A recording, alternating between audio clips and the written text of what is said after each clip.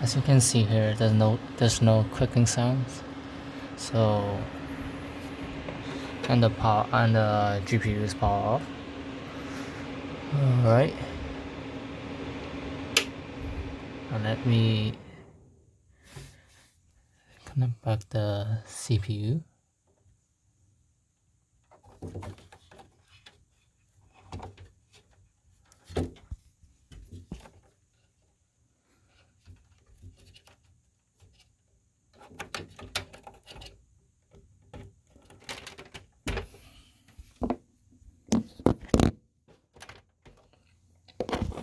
Okay, now the CPU is connected back.